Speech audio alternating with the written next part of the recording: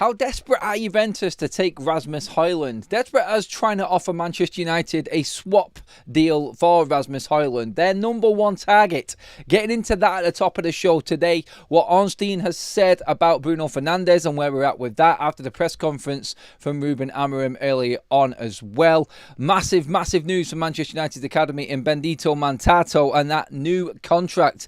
Details on that also. Moise Kean, another Manchester United striker target. They keep on adding them up. Is that a worrying sign that top targets and number one targets are out of the window for Manchester United? We'll look at that. We'll get your thoughts on that in the live chat as well. And obviously in the comment section below, please drop your thoughts in also on all of the topics that we're talking about tonight. Thank you so much again, everybody, for joining us slightly earlier than scheduled. An hour before. I've got a very busy evening. Obviously, the Arsenal game is on as well, which I'm sure you probably all want to settle in and watch anyway. But yeah, I'm off with Alfie straight after this as well, so slightly earlier. I do appreciate all of your time as always. So let's get into all of the news. Let's get you completely updated on everything, and then you can crack on with your night. We had the Ruben Amorim press conference earlier on. We covered that and all the details from that. Not much to really take from it. We were expecting updates on De Ligt and Bruno Fernandes. Pretty much got what we thought, except the added bonus that Matthias De Ligt's injury is not that bad. He won't feature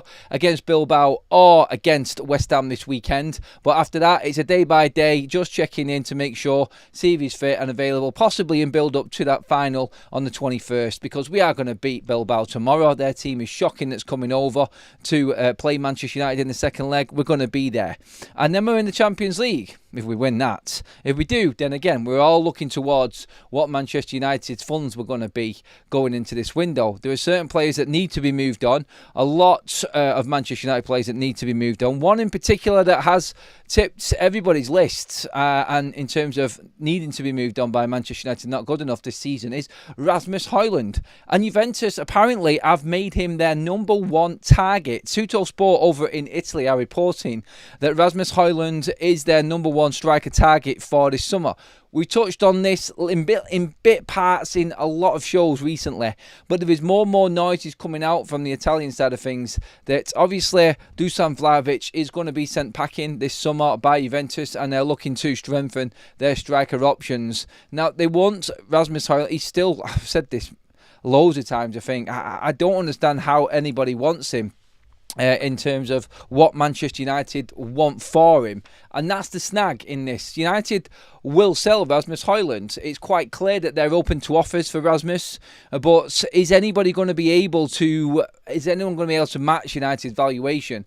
That's the stumbling block. That's the issue. That's why I still don't think Rasmus is going this summer. But look, Juventus are willing, and this is quite concrete interest in Rasmus Hojlund. I think even Romano has said that the deal for Rasmus Hojlund is open this summer and anything can happen. Again, obviously, it does come down to someone matching Manchester United's price for Rasmus Hojlund. Now, Young obviously has got potential and still has a lot of credit over in Italy. Blah, that's fine, good and well, but what can you offer Manchester United? Well, we heard this morning that their bid is approximately around 30 million euros at the moment, which we all know is just going to get rebuffed and they're going to get sent packing. There's no way that Manchester United do business for that price, and they're not going to accept anything because it's going to leave them at a loss with financial fair play and PSR, and obviously we already know what it is going to take to get Rasmus Hojlund off United's books, which is approximately 40 million quid.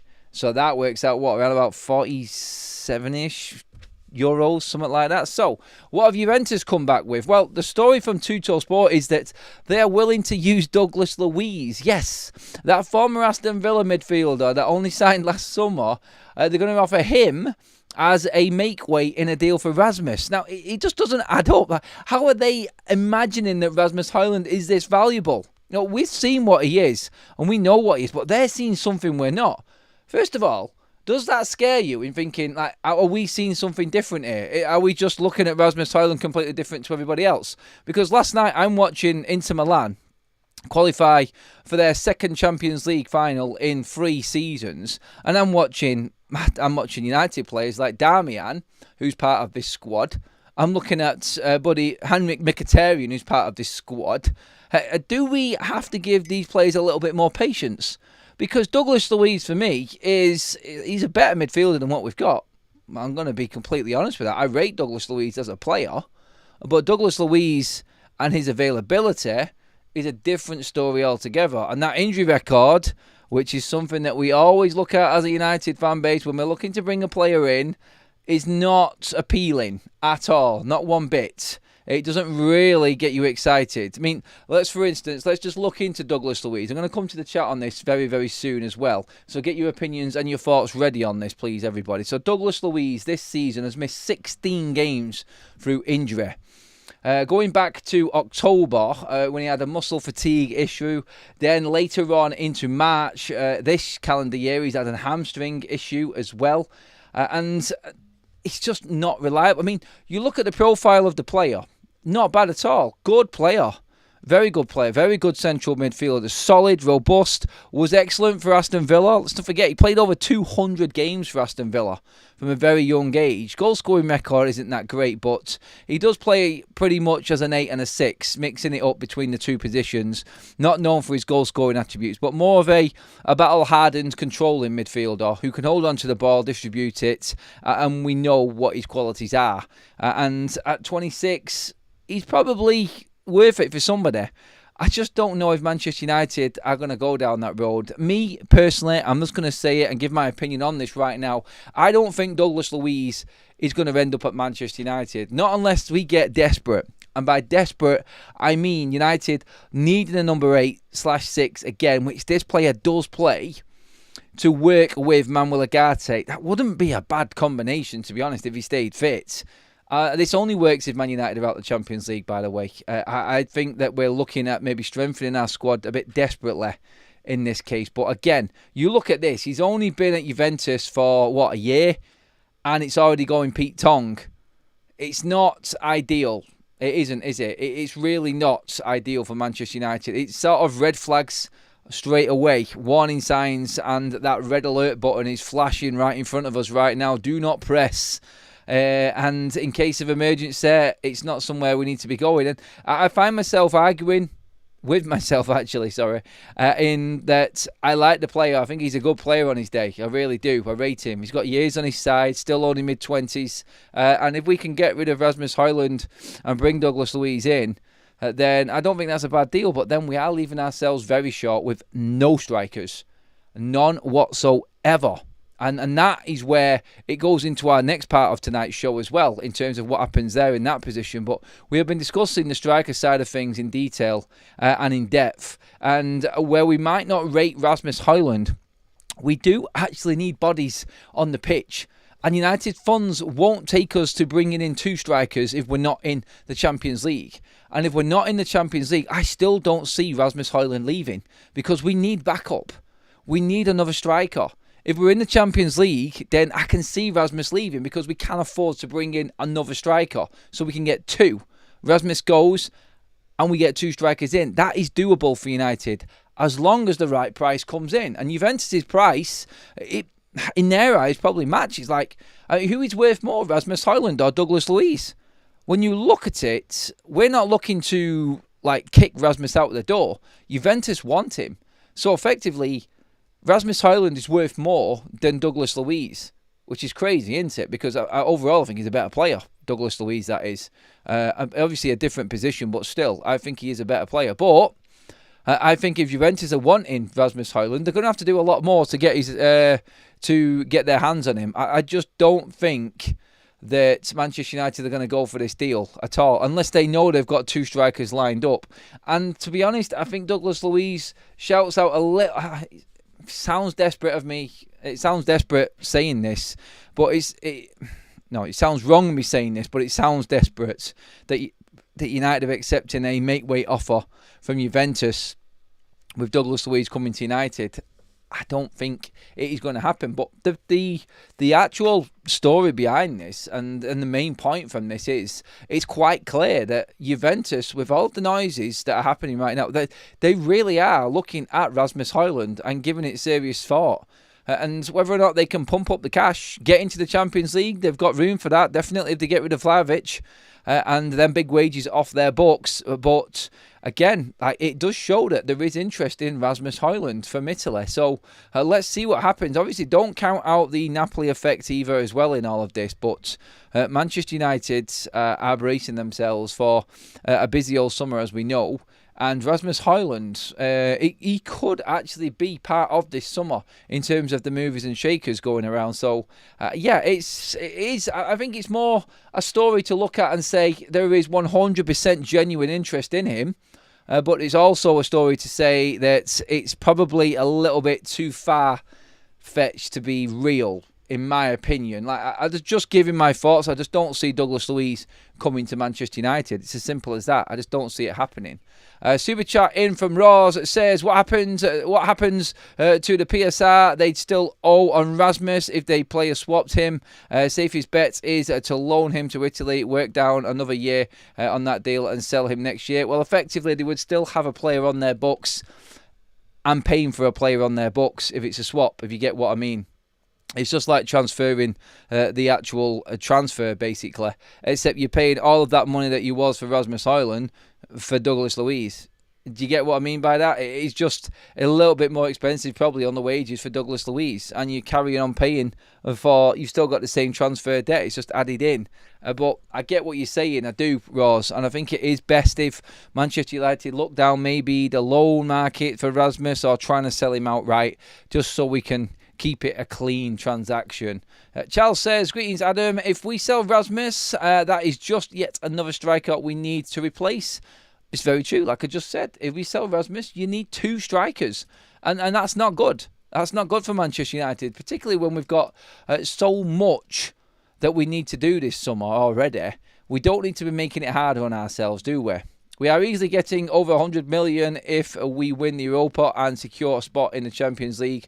We could use that money for a world-class striker. Remember, we bought Varane and Casemiro. Yeah, we did buy them two at the end of their careers. Manchester United under Ineos are not in for doing that. They're not going to go and spend 100 million on two players touching their 30s like we did with Varane and Casemiro. So, no, it's all right picking out them two players. That was Ed Woodward era as well, don't forget. Casemiro, more Murto era. And when the club was running like when we were running like a circus, that's when that was. We don't do that anymore. Summer needs some creative accounting by our football executives. Moving forward is the most important thing.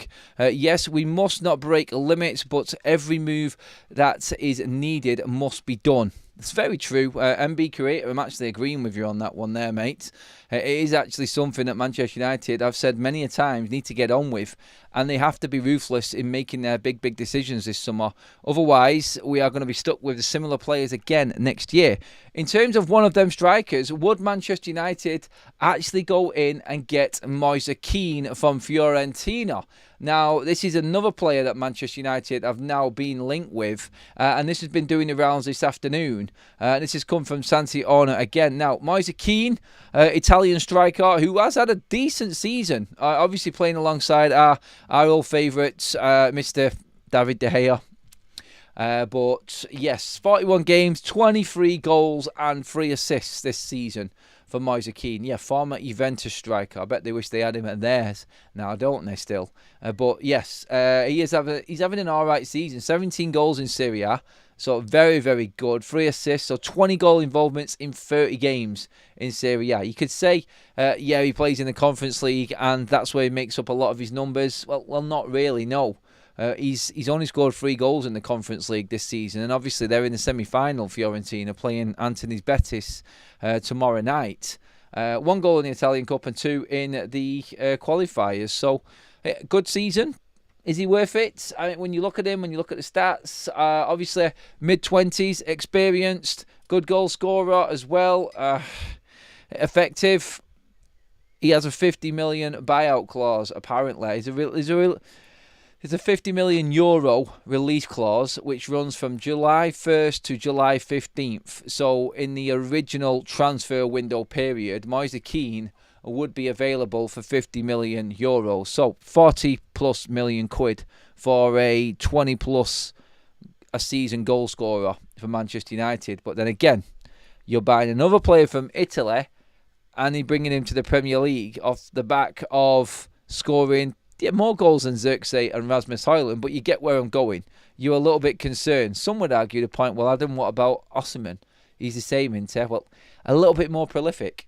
There was nothing prolific about either Xerxes or Rasmus Hojlund when Manchester United bought either player. In fact, Rasmus Hojlund's last season was 9 goals. Joshua Xerxes was 13. And United thought that they were the answer. It goes to show what Manchester United spent, which was over 100 million on Rasmus Hojlund and Joshua Xerxes over the last couple of windows. It is staggering as to the recruitment side of things and what we were thinking. An out-and-out number 9 is the be-all and end-all for Manchester United this summer. It has to be. Moise Kean, more of a striker than both Rasmus Hojlund and Joshua Xerxes for me. But again, it's a hefty price. And why are Manchester United being linked with Moise Kean? Why have we added Moise Kean to our list? There seems to be a big backdrop of players right now at Manchester United that are, I reckon, second, third, fourth choice strikers being added to our list. And it all is, I think, simply because Manchester United are not fully convinced that they're going to get their top targets. And I think this is all in preparation for not being in the Champions League. They have actually got themselves ready, and with a plan B, at least you could say that's a positive in all of this as well. But here's another one. Manchester United, Chelsea and Arsenal are all interested in Patrick Schick. Manchester United are also interested in Jeremy Frimpong and are considering to make a move for both of them this summer. Obviously, Frimpong is Atalanta. They're looking, not Atalanta, sorry, Leverkusen. They are Leverkusen players. But when you look at their seasons, Frimpong, we know he's on the move. But I don't see Manchester United being able to afford Frimpong this summer. I think that's with players being sold. That's honestly what I think. Schick and where he is and what his season is bringing. Again, that's an older player again for Manchester United. It is late 20s and not really what I see Manchester United doing. I don't think that United are genuinely in for Patrick Schick. I think it's an absolute emergency for Manchester United. If we're buying Patrick Schick, then everything's gone wrong at United. And I don't mean that in any disrespectful way to the player either. I just feel like there is better options out there for United. And that, to me, shouts out third and fourth choice. Like I said, it is a bit of a worry if that is happening for United. But, yeah, when you're looking at moving Rasmus Hojlund on, what strikers are available out there? Yeah, you may have brought a midfielder in place of him. But you've got no number 9s at all apart from Chidowabe. And that is not fair and will not float for Manchester United next season. It's as simple as that. It's not worth it at all. Let's get some comments in on this one. Agreeing with me isn't really my concern, Adam. My opinion will never be diluted regardless of what channel they appear on. No, always the same, mate, and that I respect. I always do. Welshman forever. Man United are pushovers. They get bullied to sell players cheap on their teams, and other teams are supposed to. So other teams are laughing at us. They know if they buy a United player for 20 million, they sell for 40 million. United lose. Well, that's down to the new structure to stop that happening. Tunnel Vision says, if Moise Kean is the answer, I don't even want to know the question. Couldn't make it at Everton, flopped at Juve, and now Fiorentina want to offload him to United. Should be aiming higher. Maybe they don't want to offload him to United. Maybe they want to keep him, but United are looking at him. Again, like, whichever way you look at the transfer, it's not a top target, is it? I keep saying this. It's not number 1. Would you rather have Moise Kean or Liam Delap? There's a question for the chat right now. Talk to me about that. Which way would you rather go? Because Delap would be cheaper as well. And has possibly got a bit more potential than Moise Kean. You'd be worried, wouldn't you, if the likes of Schick and Moise Kean were coming into United? Not in that the players can't do a job for United, just in the fact that we have clearly not got what we wanted in the first place. And that, I think, is the biggest concern. Not the player, just what we've had to do to get players over the line. And then the calibre of player on top of that.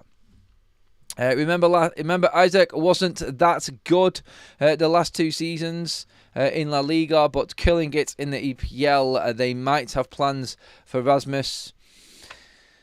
Could. Hopefully. Hi, Adam. So are we saying that Rasmus can't improve under an experienced number 9? He hasn't had that. He hasn't had that before. And we can get a number 9. And Cunha works for me. A keeper is an absolute must. I don't know what Rasmus Hojlund is going to do in the future, mate. I don't know how much better he can actually be. It is how long's a piece of string. That's the situation with... That's a situation with Rasmus Hojlund. It's the unknown. It's like, can he take it to the next level? There's no signs of him doing it. His form is shocking. It's absolutely dreadful, and he isn't good enough to be Manchester United's number 1 striker. Simples. I think that's clear. Can he get any better? Probably yes, but even if he gets better, is that good enough? Is that good? If he's getting better than this season, then he's probably looking at as good as he was in his first season, which wasn't fantastic, but he got 16 goals.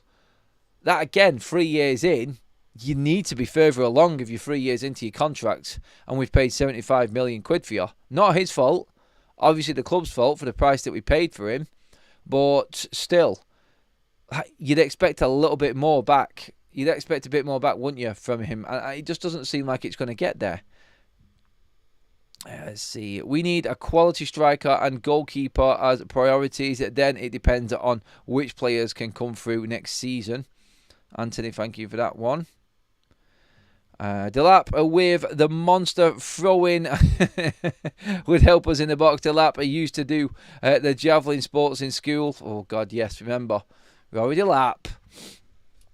He had an absolute bullet of a throw. It was better than a corner because he could actually home in on the player that he actually wanted to throw it to. He was lethal. Proper Tony Pulis tactics, that one. God, back in the day. That's when there was some hard men in the Premier League. It was totally different then. Just checking through all of the other news as well to make sure that we aren't missing out on anything while we're live. Obviously, it is getting close and it's getting dicey now, getting ever closer to that transfer window opening. Everybody, less than 4 weeks to go. Other news for Manchester United, and this is fantastic news as well, is that Benedetto Mantato is set to sign his professional contract today. Sully Talks, our man on the ground, was letting us know exactly what was going on with this earlier on. He's going to sign a 4-year deal. Ruben Amorim is keen on handing him his debut soon. He is talked about as one of the favourites coming through at Manchester United, Benedetto, and is going to be a big fixture going forward at Manchester United. There are rumours and are talks that he could be going out on loan next season. Now, this is only if Man United don't bring in another right wing back, that he could be going out on loan. If he does, sorry, did I say that right then? If we bring in another right wing back, then he could be going out on loan to gain a bit of experience, which is the right move. It is, because you've got Dalot, you've got another right wing back coming in as well. Obviously, Ahmad can play there. He's a bit down the pecking order, and we want these players to start gaining experience so we can start bringing them into the first team. And going into their 18, 19 years of age, you want these players to be out there playing. So, yeah, I'm all for that. But if we don't bring in a right wing back, then Benedetto is there to play for Manchester United. Benedetto is an option going forward. And if he does come on and make his debut, honestly, he is absolute mustard. He's a brilliant player. He really is. And that, I think, is great news for Manchester United. We are securing the best talent that we have got at the football club in our academy. Mantato is definitely one of Manchester United's bright future prospects at the football club. 100% guarantee that he will feature in a Manchester United first team. He is that good a player.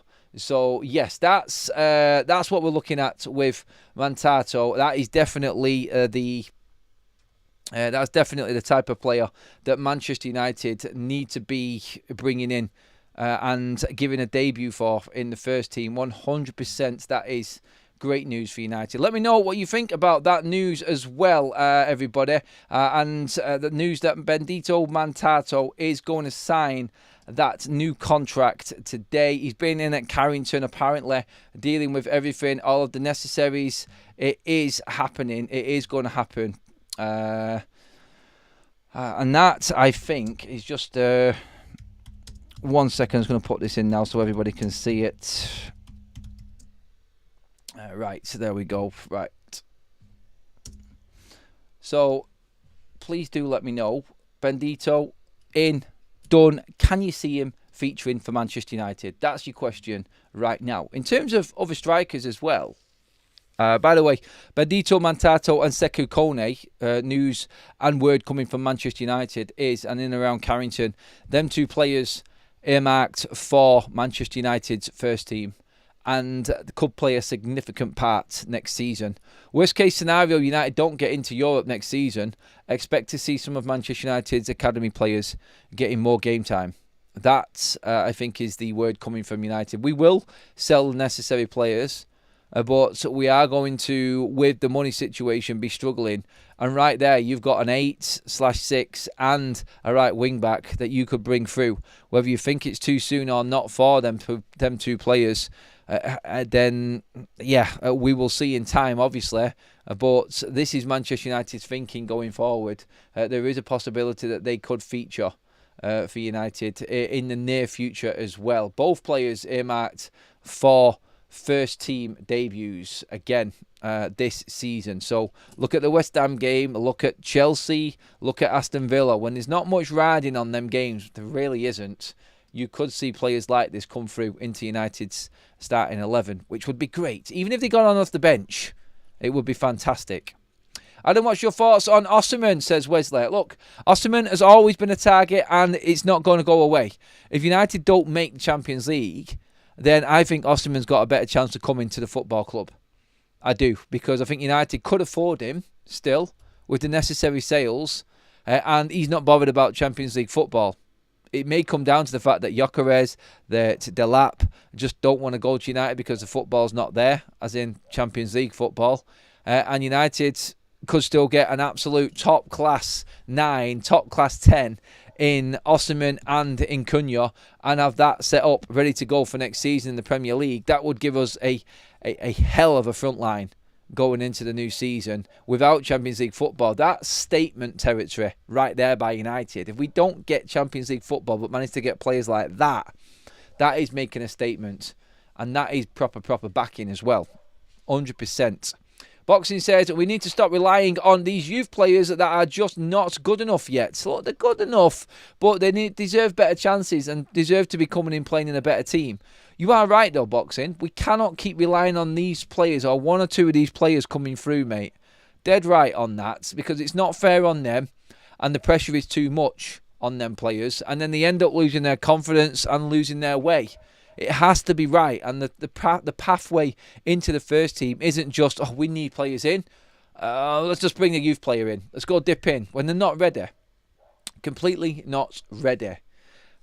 In terms of academy players, former academy players at Manchester United, why are we talking about Mason Greenwood again? Well, there is news that Barcelona, PSG and several Saudi clubs are interested and are monitoring Mason Greenwood's situation in Marseille. Second leading goal scorer in League 1, had a fantastic season. Even with the fallout and issues that he's had with De Zerbi, he's still right up there as one of the leading goal scorers in League 1. And he's really propelling Marseille back into the Champions League next season. That's Mason Greenwood. Manchester United have a 50% sell-on on the profits of what Marseille bought him from Manchester United with. So, I've said this before. If Marseille sold Mason Greenwood for 47 million quid to a Barcelona or PSG, whoever it may be, and they obviously paid 27 for Manchester United, so that's 20 million profit for Marseille. United take half of that, so it's 10. So it's 50% profit on any. It's 50% for Manchester United on any profit that they make off their original price paid to United. So anything above 27 million is split in half, and we take half of it. So the price at the moment is up near 70 million. So United could really be in the money when it comes to Mason Greenwood. Some 25 million plus profit coming United's way this summer as well. That would go an awful long way.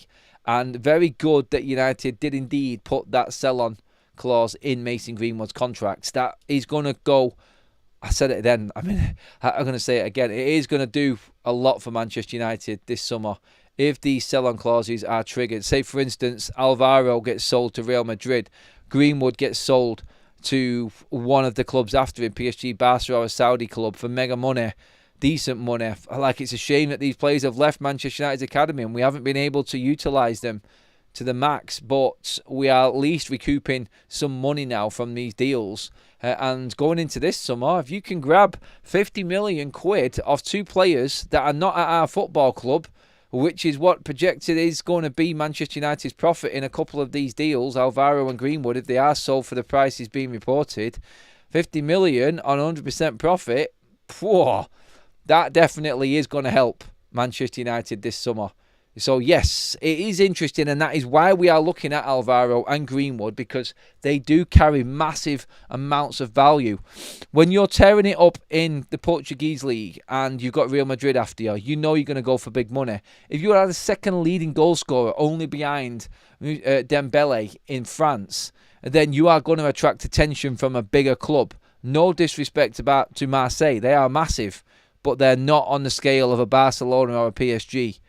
And that, I think, with Mason Greenwood, and there is also rumours that he wants to come back to the Premier League, that would be devastating. I would definitely, if I was a Mason Greenwood advisor, avoid that like the plague. I really would, because that isn't going to do him any favours whatsoever. It really won't. So, yeah, don't do it, Mason. It ain't worth it. On that side of things. So, Mantato signs his deal. Moise Kean, a new target for Manchester United. Douglas Luiz swap for Rasmus Hojlund. That's what we've covered so far. Now, going into what David Ornstein said regarding Bruno Fernandes. And David Ornstein on Fernandes, it was quite clear. It was quite clear. And to be honest, what we expected from David Ornstein. No surprise.